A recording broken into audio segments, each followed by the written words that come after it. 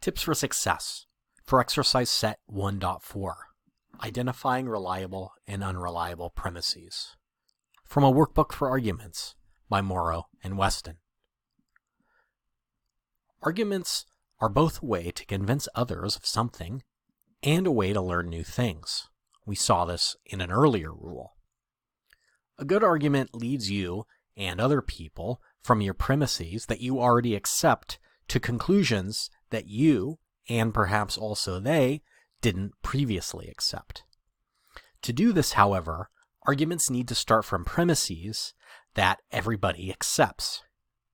Furthermore, when two or more people hold different views on a topic, they can't have a productive discussion unless they start from some kind of common ground. And in fact, this is something that is right at the center of our discourse today. Given this, an important part of learning to give good arguments is learning to recognize which premises are reliable and widely accepted starting points. Deciding whether a starting point is reliable and acceptable in this way can be tricky and can vary with situations. This being said, there are some good rules of thumb that we can use to guide our thinking on this topic. First, widely accepted facts are usually reliable starting points. For instance, it's widely accepted that there's a wide variety of species on Earth and that these species resemble each other in various ways. Those facts can provide reliable starting points for an argument about evolution, maybe. But it's worth finding out how widely accepted your facts really are. Sometimes that's what seems like common knowledge to you and might be widely doubted in other social circles, in other parts of the country, or in other parts of the world. For instance, it's widely accepted in many parts of the world that the variety of species we see today evolved by natural selection, but there are also social circles and parts of the world where this is frequently denied. If you're addressing your argument to someone who denies what you regard as widely accepted fact, you may need to find another starting point for your argument. And I will just interject here that if you're interested in this particular argument, the argument from design, this is something that I talk about in my Philosophy 101 class. Premises that are supported by appropriate testimony or sources are usually considered to be reliable.